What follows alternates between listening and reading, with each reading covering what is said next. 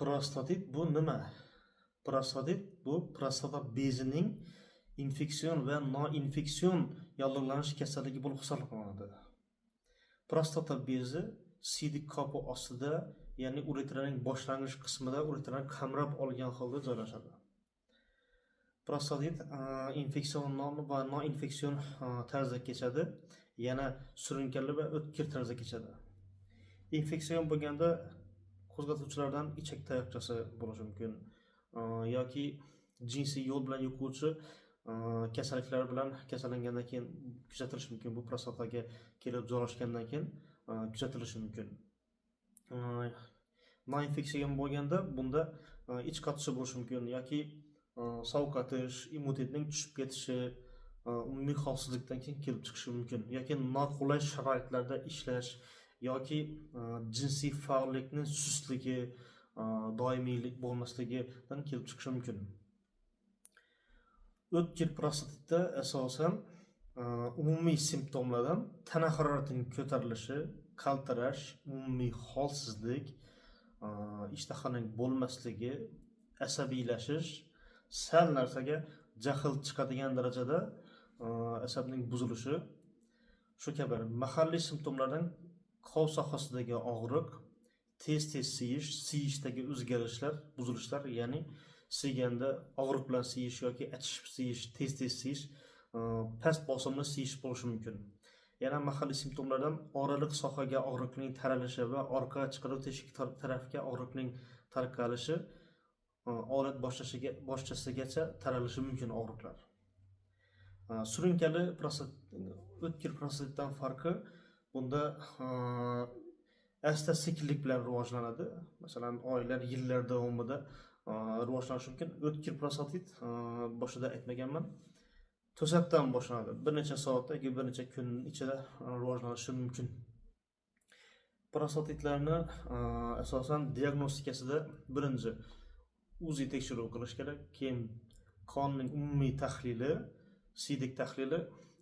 O'tkir prostatitda prostatani massaj qilib bo'lmaydi. Surunkali prostatitda prostata so'qini tekshirish kerak albatta. Kerak bo'lsa MRT, MSK tekshiruvdan ham o'tkazish mumkin. Chunki prostatada abses bormi, toshlar bormi, yiring bormi, shuni bilish maqsadida MSK, MRT tekshiruvlaridan o'tkazish mumkin. Davolashi esa bunda o'tkir prostatitda kuchli ta'sirga ega antibiotiklar, albatta bunda bakteriologik antibiotiklarga sezuvchiligini o'rganilib, keyin bergan ma'qul. Davomiyligi ko'p odam 5 kun muolaja olsam bo'ldi, shuni bilan hammasi tamom deb o'yladi. Yo'q, aksincha unday emas. 5 kun yetarli bo'lmaydi. Kerak bo'lsa bir necha kundan bir necha oygacha davom qilishi mumkin.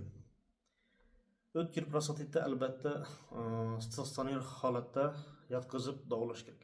Surunkali prostatitni uy sharoitida davolasa bo'ladi. O'tkir prostatitni masalan 5 kunmi, 10 kunmi, 7 kunmi davolab qolganini uy sharoitida davolasa bo'ladi. Yana davolash muolajalaridan bunda og'riq sindromlarini, ya'ni prostata faoliyatini tiklash maqsadida fizioterapiya muolajalaridan tavsiya qilish mumkin. Surunkali turlarida albatta prostata massajini qo'shish mumkin. Elektroforez, uchi, shunga o'xshagan nimalarni tavsiya qilish mumkin. O'tkir prostatitda massaj tavsiya qilinmaydi. Fizioterapiya muolajalari tavsiya qilinishi mumkin. Keyin buni oldini olishda albatta jinsiy hayotning doimiyligi vaqtida bo'lish. Endi har kimning yoshiga qarab bu tavsiya qilinadi. Buncha alohida video tayyorlaymiz. Kam harakatlikdan tiyilish. Ko'pincha hozirda ko'p insonlar o'tirib ishlaydi, soatlab o'tiradi stolda. O'sha velosipedlarni haydash mumkin, masalan, kun davomida 1 soatgacha yoki umumiy ahvolni kelib chiqqan holda 20 minut ham yetarli bo'ladi ba'zan. Keyin jinsiy hayotning davomiyligini aytdik. Spirtli ichimliklardan, zararli odatlardan, sigaret ulardan, achchiq taomlardan, ziravor taomlardan cheklanish tavsiya qilinadi. ya'ni gaz ichimliklar tarkibida kislotasi yuqori, pH muhiti yuqori bo'lgan ichimliklar, ovqatlar bo'ladimi, shulardan tiyilish tavsiya qilinadi. Davo muolajalari paytida ham, davodan keyin ham shuni tavsiya qilinadi. Ko'pchilik, men nima qilsam bo'ldi, vrachlar aytaveradi, bitta ikkita kosa olgan hech nima bo'lmaydi, 100 gram olgin deydi, foydasi bo'ladi. Yo'q, albatta buni foydasi yo'q. Buni shunchalik qilgan lichina bir teng bo'ladi. Bir teng bo'ladi shunchalik lichina. Keyin biz prostatitni vaqtida davolamasak, asoratlaridan abses bo'lishi mumkin, yiringlab ketishi mumkin yoki tos og'rig'i sindromi kuzatilishi mumkin. Bu og'riqlar doimiy bo'lib qolishi mumkin. Qancha lichina olsangiz ham, davo muolajalarini olsangiz ham og'riq qolmaydi. Ko'pchilik bemorlar 5 kunlik lichinani yozdirib oladi-da, 3 kun oladi yoki 5 kun oladi-da, keyin yana qayta ko'rikka kelsa kelmaydi. Chunki vaqtidan qizg'anadi, ishidan qizg'anib, nima qiladi, sog'liqqa e'tibor qilmaydi. Sal yaxshi bo'lganda to'xtatadi shu yerda. O'zim endi yaxshi bo'laman, bu yog'ini nima qildim deydi. Bu katta xato. Shifokor ko'rsatmasini albatta bajarish kerak. Bu shunchaki emas, albatta bajarish kerak. Og'riq sindromlari boshlandimi, tos chanoq sindromlari. Buni tuzatish qiyin bo'ladi. Shuning uchun sizda asabingiz ketadi. Tajovuzkor bo'lib qolasiz. Sal narsaga jahlingiz chiqib urishadigan bo'lib qolasiz. Kimni ko'rsangiz qasd olishga nima qilasiz. Shuning uchun davo muolajalarini shifokorning ko'rsatmasiga albatta sabrlik bilan, birinchi sabrlik bilan davolanish kerak. Yana qaytarib aytaman, shu sabr bilan davolanish kerak.